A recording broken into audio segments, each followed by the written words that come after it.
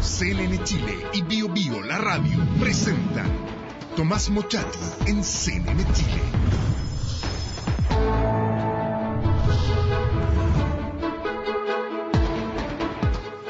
Muy buenas noches, ¿cómo está?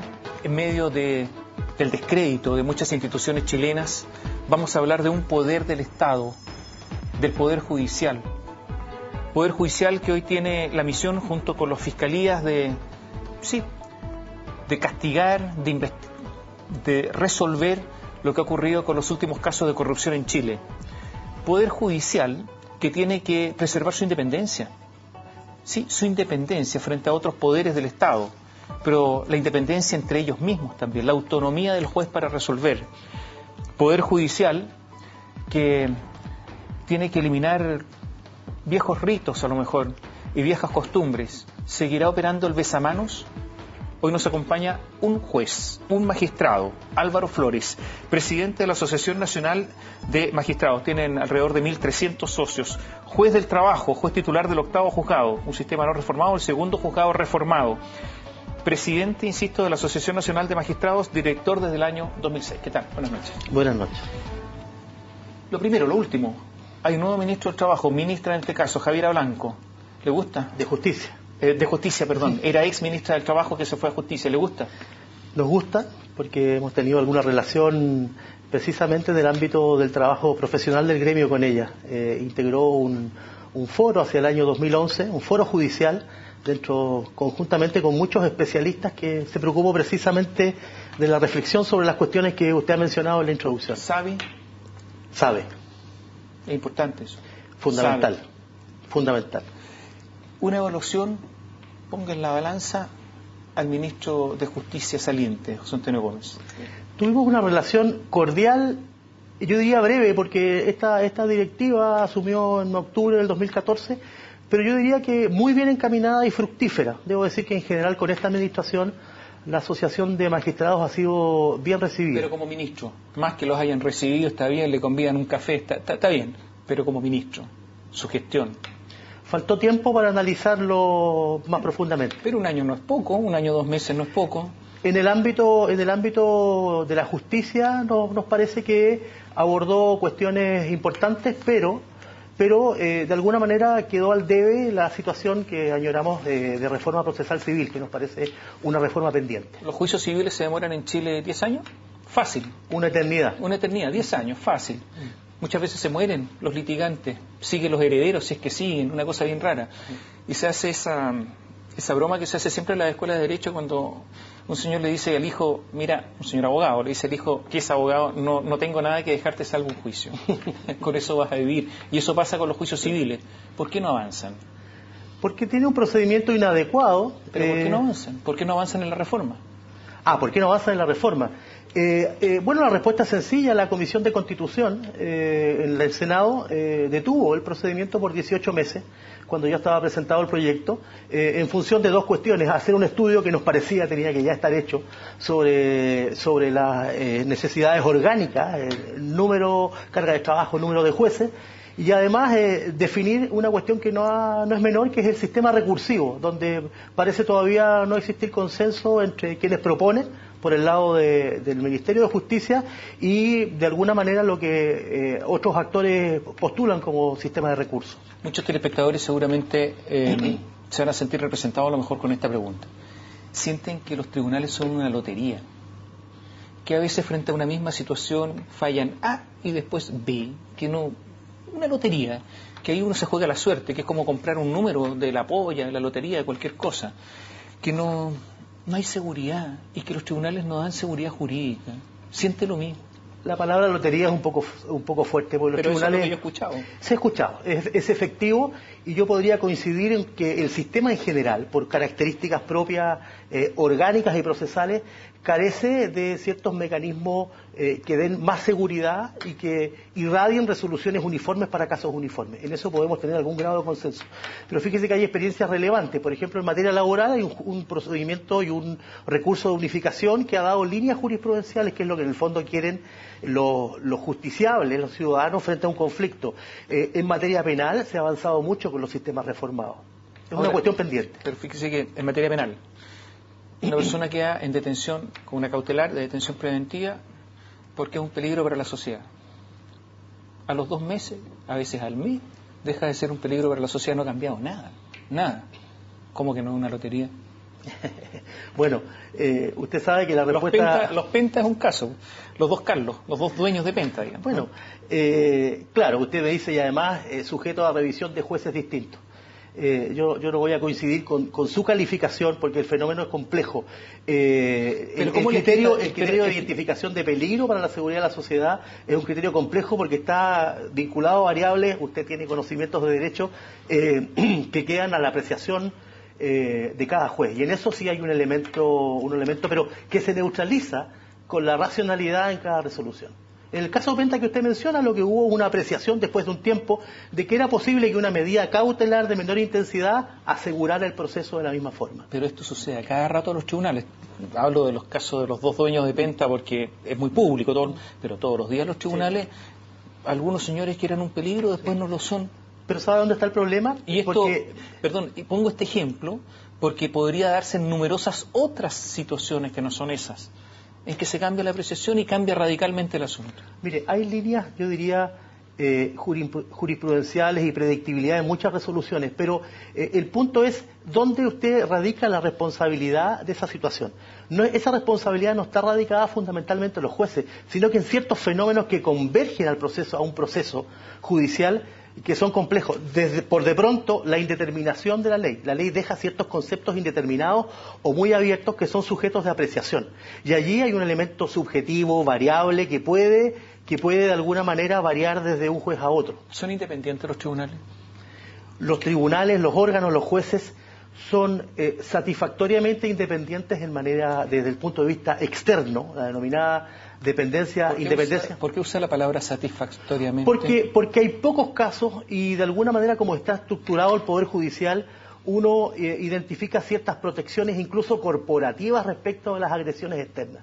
Pero creo que hay un gran déficit respecto a la independencia interna, es decir, en una estructura jerárquica establecida por grados, prácticamente como un escalafón, muy parecida a la estructura militar, muy parecida. ¿Los tribunales son casi, sí, como un regimiento? Muy parecida desde el punto de vista que se subordinan en grados respecto de otros. Y hay control disciplinario, hay control de calificaciones, hay prácticas culturales que podrían asimilarse. ¿Tiene miedo, por ejemplo, cuando dictan una resolución, qué pensará el de arriba? No puedo generalizar. Yo creo que en eso sí la estructura normativa que establece esta jerarquía puede propiciar que haya elementos vinculados al temor. Es que entonces si no hay independencia interna, esa independencia influye en las resoluciones, obviamente, y son afectadas a las personas. Mire, yo creo que hay un componente muy potente de jueces. Usted sabe que la estructura del Poder Judicial se ha reformado en los últimos 10 años con hay más de 1.200 jueces en primer grado de la jurisdicción, vinculados a las reformas procesales que tienen un concepto de independencia subjetiva y ética muy potente, muy potente. Lo que no obsta a que reclamemos regularmente que las condiciones que debe asegurar el Estado a través de la legislación para que esa independencia además esté en la estructura orgánica del Poder Judicial se concrete. ¿Están cuoteados los tribunales? ¿En qué sentido? Las Cortes. El cuoteo. Mire, la Corte Suprema es una cuestión más o menos evidente que responde a una estructura que atraviesa... Hablemoslo claramente, el cuoteo político, de eso me estoy refiriendo. ¿Necesita una respuesta? Sí, necesita una respuesta. Expresa, yo creo que es una respuesta prácticamente pública. De alguna manera, las sensibilidades que están representadas en los 2 grandes bloques políticos se permean a lo que aparece como designaciones de cuando en cuando en la Corte Suprema. Y eso de alguna manera, además, contribuye a desmitificar la idea de este apoliticismo del Poder Judicial. Es decir, hay cuestiones políticas hay magistrados que han sido vetados, ¿no es cierto? Ha habido casos de veto. ¿Por ejemplo? Bueno, es sabido Carlos Cerda, en alguna época Milton Juica, y hay 2 casos. Pfeiffer también, el ministro Pfeiffer fue, entiendo, parte de un acuerdo de promoción de 2 ministros, acuerdo que se cayó a mitad de camino, ¿no? O sea, el acuerdo era el cuoteo. El acuerdo era el cuoteo. Estoy totalmente de acuerdo con usted. Es decir, no se puede tapar el sol con un dedo. O sea, lo que podríamos decir es que hoy prácticamente todos los ministros de la Corte Suprema son fruto del cuoteo. ¿O no? Porque eso es lo que me está diciendo. Usted puede ponerlo así, yo lo pongo de la siguiente forma. Todos los ministros de la Corte Suprema responden a una lógica de alternancia de lo que se percibe es la sensibilidad de uno y la sensibilidad de otro respecto a los grandes bloques que alternan también el poder político. ¿Hay besamanos? Hay besamanos. ¿Le puede explicar a los telespectadores lo que significa un besamano? El besamano es una práctica cultural que está asilada y que tiene que ver con lo que las normas permiten, donde las cuestiones vinculadas fundamentalmente a la promoción de los jueces de un grado a un grado superior necesitan de manera indispensable que se vaya a manifestar interés personal. Es decir, usted no necesita o no puede solo conformarse con una presentación, por ejemplo, formal de su interés por un cargo superior, que es lo que establece la ley con todos los requisitos, sino que debe realizar una especie de rito cultural de ir a pedirle a los ministros incumbentes, digamos, en esa designación o la inclusión interna para reiterar el interés. O sea, le van a pedir el favor. Promuévanme a mí, el besamano es una metáfora, le besan la mano, yo soy leal a usted. No es tan así, es básicamente, mire, se entiende como una especie de que si usted no va a hacer ese rito, se entiende que no manifiesta interés, podríamos decir, integral, cuando en el fondo está puesta la presentación por escrito, ¿no? Ahora, basta, a veces es un rito implícito, simbólico, es un mero saludo, donde se hace la manifestación. Pero hay algunos que piden derechamente el apoyo.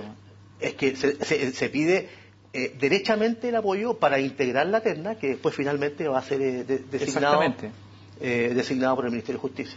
Y con el Ministerio de Justicia también hay conversaciones, usted lo sabe. Usted lo sabe. Es así. Por lo tanto, es toda una cosa de pitutos, muchos casos. Eso es lo que queremos desarticular con la modificación. La Asociación de Magistrados está en contra de este fenómeno que usted devela y que me pregunta, y que yo se lo acepto. Y lo podemos detallar. Está absolutamente en contra, cree que hay que reformar la estructura completa del Poder Judicial en sus dimensiones orgánicas, es la verdadera reforma o la reforma pendiente, relevante, de la que no se ha hablado mucho. ¿También hay besamano en el caso de los notarios conservadores? También. Todos los cargos donde hay designación de esa naturaleza están vinculados a ese rito. ¿Le puede explicar a los telespectadores cómo se designa un notario? Es relativamente similar a la designación de un juez, es decir, hay que pasar por, más allá del detalle, por la inclusión en una terna respectiva dentro de una corte de apelaciones en la que está el asiento de la notaría para una designación final. Le voy a dejar una pregunta, vamos a ir a la pausa, una pregunta planteada. La Corte Suprema, el Tribunal Supremo del país, recurre a las leguleyadas, o sea, a establecer una decisión, un procedimiento que aparentemente es legal, pero que podría ser ilegal, la leguleyada, la que se conoce, esquivar la ley. Estoy hablando del Tribunal Supremo. Por ejemplo, cuando un auto acordado lo trata de acta. Volvemos en un instante. La pregunta quedó planteada con Álvaro Flores, que es magistrado y que es el presidente de la Asociación Nacional de Magistrados. ¿Qué pregunta? Si el Tribunal Supremo del país anda con leguleyada. No, tengo que ser categórico en que no. Eso es un concepto muy extremo para un fenómeno que está implícito en su pregunta, relativo a lo que nosotros hemos impugnado como lo que estimamos es una exorbitación de las competencias al dictar autos acordados. Pero la pregunta es la siguiente: los autos acordados tienen que someterse al control de legalidad del Tribunal Constitucional, ¿no es cierto? Así es. No preventivo, sí. Hay dos vehículos. Efectivamente. Sí. Pero hay una instancia para someterlos a eso. Y resulta que los mismos autoacordados ahora, ¿cómo se llaman? Se llaman actas y han retomado la denominación progresivamente de autos acordados a partir, creo, de una crítica que le hemos hecho desde la asociación. ¿Y cuando se cambió a actas era justamente para no someterse a ese tribunal, al tribunal? Yo tengo la sensación de que en algún momento sí. ¿Y eso no es una leguleyada, perdóneme? Es decir, entiendo que en alguna oportunidad el Pleno, no conozco el detalle interno de la decisión, habrá estimado que había algunas cuestiones regulatorias y otras no. Pero me parece que es muy fuerte considerarlo una leguleyada. Tengo aquí una cantidad de declaraciones de la Asociación de Magistrados criticando, ¿qué palabra uso? ¿Actas o autoacordados? A estas alturas da lo mismo. Te pregunto por Pero son autoacordados. Esa es la fuente formal del derecho. Porque las cosas son lo que son y no por lo que dicen que son, pues usted sabe. Eso es un aforismo. Entonces, parto por algo que usted dijo. Por un acta que ya no existe. Y señala lo siguiente. Habla de cómo tienen que acercarse los periodistas a los jueces. Y decía que prohibía primero tomarle fotografías sin autorización y regulaba la forma en que los periodistas y fotógrafos debían aproximarse a los juzgadores. El rito debía comenzar con el reconocible ademán de una venia, ejecutada desde cierta distancia, para lenguaje de símbolos mediante lograr la aprobación o rechazo de la fotografía, una cosa como, no sé cómo calificarlo. Y refleja, estas son palabras suyas, de manera inmejorable cómo opera el lenguaje del poder en el ámbito de los tribunales, y aunque puede considerarse una desmesura bastante burda de la inadecuación de los ministros de la época a los tiempos que corrían, explica muy bien cómo el lenguaje verbal y no verbal es representativo de las relaciones subordinadas que se definen bajo estos códigos. Al poder no le gusta el control, puede volverse salvaje, etcétera, etcétera. Esta es un acta que naturalmente que no tuvo mucha vida. Tuvo corta vida. Sí. Tuvo corta vida porque era brutal. Pero dio origen a ese episodio que fue muy criticado, una cuestión importante que fue la creación de una oficina de comunicaciones en la Corte Suprema, que ha sido un aporte. Y habla usted también que algunos, soslayando la regulación legal vigente, exigieron que se revelara las relaciones sentimentales que pudieran existir entre quienes ejercían la función jurisdiccional, y se afecta a la privacidad. Otros crearon tribunales y habilitaron a miembros del tribunal para dictar órdenes a jueces en materias jurisdiccionales propias de la competencia exclusiva de estos. Se afecta a la independencia. En otros se distribuyeron tareas, se asignaron nuevas funciones, se invadió derechamente la esfera de competencia de un organismo autónomo como la Academia Judicial. ¿Todo esto están haciendo las actas? Todo esto están haciendo y algo más, además. Perdone, ¿esto es constitucional o inconstitucional? Eso nosotros hemos sostenido es inconstitucional. O sea, usted lo que dice, en representación además de su asociación, no lo dice solo como juez, así es que la Corte Suprema está dictando actas que son inconstitucionales. Por cuanto invaden una esfera de poder que les es privativa. E infringe el artículo 7º, inciso 2 de la Constitución, que es el principio de juridicidad, en virtud de la cual los órganos públicos operan dentro de la esfera de sus competencias. Ese es un fenómeno que hemos venido develando y que nos parece es una especie de pulsión hacia una configuración normativa desde los autos acordados sin ningún freno. Creo que es importante advertir que ese fenómeno también opera por la tolerancia de quienes son los llamados a regularlo desde el punto de vista de las leyes. Los poderes colegisladores están de alguna manera inadvertidos frente a esta situación. Lo que usted está diciendo es que la Corte Suprema se ha transformado no en un organismo jurisdiccional que resuelve controversias entre partes, sino en un órgano legislativo. La Corte Suprema está legislando. O sea, se está atribuyendo poderes que no le corresponden. Eso es lo que creemos. Y para esto tengo que señalarle que en el acta 44, que es muy reciente, del mes de marzo, sobre gestión administrativa de las Cortes, sobre gestión administrativa de las Cortes, se provocó un debate más bien intenso desde el punto de vista interno, porque esta posición ya es, probablemente con otros términos, pero ya es también representada por un grupo minoritario pero significativo de ministros de la Corte. Hay 6 ministros que están en la posición de que hay ciertas cuestiones que no se pueden regular porque son materias de ley. ¿Esta acta 44 modifica una ley que es el Código Orgánico de Tribunales? Sí, lo modifica. ¿Cómo? Es que lo que ¿sabe lo que pasa? Mire, es tan sencillo, lo que está diciendo es muy impresionante. Es que es tan sencillo como que lo que hace es trasladar el modelo de gestión más o menos similar que regularon otras leyes para los sistemas reformados. La ley 19.665 que lo reguló para materia penal, la 20.023 que lo reguló para materia laboral. Ahora, la Corte Suprema no esperó una ley que regulara el modelo administrativo de las Cortes que ella cree es el más eficiente. Está pensando siempre en un objetivo que resalta como eficiencia y bondadoso para el servicio. Pero lo está haciendo a través de un medio ineficaz, o mejor dicho, improcedente, que es invadiendo el dominio legal. Claro, es prácticamente un código con artículos, es un capítulo, un código. Un código orgánico. La pregunta que le hago, además de la forma, o sea, del origen a lo mejor espurio de esa norma, espurio porque no le corresponde a la Corte Suprema, ¿el contenido, el fondo, le gusta? En alguna medida podríamos coincidir en algunas de las decisiones, pero la forma es todo. En derecho, usted lo sabe, la forma es todo.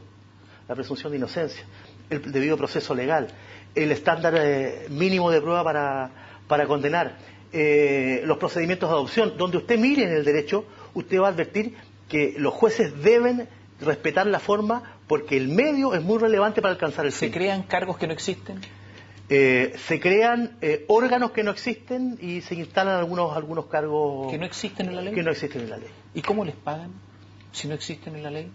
Bueno, el antecedente a mi juicio es que existe alguna glosa presupuestaria ya obtenida por la Corte para financiar esta reforma.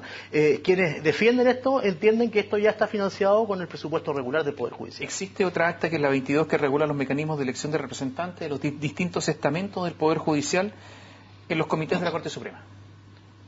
¿Esa también es, a su juicio, inconstitucional? Esa acta no es inconstitucional. Esa acta tiene otro problema. Esa acta, de alguna manera, vulnera los derechos colectivos de las asociaciones gremiales. Y por eso la hemos impugnado, la vamos a impugnar a partir de una reconsideración próxima. O sea, ¿es ilegal? Creo que ahí es fuerte decir que es ilegal. Ahí la Corte entiende el fenómeno de representación de los gremios sin respecto de los derechos que tienen al amparo de la ley. Fíjese, aquí tengo que decirle algo. La Asociación de Magistrados acaba de quedar sometida a la ley de los gremios del Estado, la 19.296, si mal no recuerdo. Esa ley genera una serie de derechos desde el punto de vista de los gremios y del trabajo público. Y nos pone en posición de ciertas exigencias que la Corte no ha acogido como esperábamos. Y en ese sentido convoca no a los gremios, como le impone la ley, sino que convoca a los estamentos y genera una subrepresentación del gremio cuando hace esa convocatoria. O sea, sería contraria a esa ley. De alguna manera es una inadecuación a la... Fíjese que esa acta tiene una prevención regulatoria, es decir, 2 ministros hicieron una regulación como debiera de alguna manera, que es contraria a la opinión de mayoría, como debiera estimarse e incorporarse a los gremios que son entes colectivos amparados por la Constitución, ¿no? Y esa regulación es correcta. ¿Usted ha hablado con el presidente de la Corte Suprema? He hablado muchas veces con el presidente de la Corte Suprema. ¿Y cómo le va? Tenemos posiciones, yo diría, irreconciliables en muchos de estos puntos. Irreconciliables en muchos de estos puntos. Él tiene una concepción sobre la participación de los jueces en las cuestiones del gobierno judicial que invisibiliza a los gremios. Él tiene una percepción sobre la legitimidad de la forma en que se han abordado los temas a través de autos acordados. Lo he hablado también con otros ministros de la Corte Suprema, y en ese punto me parece que ya uno llega a una discrepancia donde el tema sale de el Poder Judicial como entes que piensan, unos desde la cúpula, otros desde la base a través del gremio, y tienen que ser abordados con cierto criterio político de debate público. ¿Hay transparencia en el Poder Judicial? Por ejemplo, ¿hay una agenda pública de los magistrados de primera instancia, ministros de corte, acerca de quienes residen de su agenda pública? Mire, yo puedo apretar una página web entiendo que hay realidades diversas. No a nivel de cortes en general, salvo alguna experiencia que pudiese existir y probablemente yo pudiese soslayar por ignorancia, pero hay prácticamente absoluta transparencia en los sistemas reformados, porque los sistemas reformados están diseñados de tal manera que la gestión profesional pone una barrera entre eventualmente quienes quieran influir en el juzgador, que son los abogados, y el juez que va a ver la causa. En las cortes me parece que todavía subsisten algunas prácticas, yo diría, seculares, que tienen que ver con audiencias privadas, y eso lo han reconocido. Hay personas que, por ejemplo, el ministro Dolmetsch reconoce que él justifica el porqué de una audiencia privada. ¿Cómo no voy a escuchar a las partes? Lo ha dicho regularmente, en circunstancias que se puede recibir a ambas frente a alguna inquietud. Esa es la lógica que subsiste a esa vieja práctica. ¿Usted es partidario de la segunda instancia? ¿De la doble instancia? Yo soy partidario de la doble instancia, sí. ¿Y en materia laboral? En materia laboral, yo sé dónde va su pregunta. Sí. En materia laboral, el sistema ha decantado a un recurso de nulidad que tiene posibilidades, eso sí, de revisión de los hechos, pero que en la práctica se ha casi transformado en un proceso de única instancia. ¿Le gusta?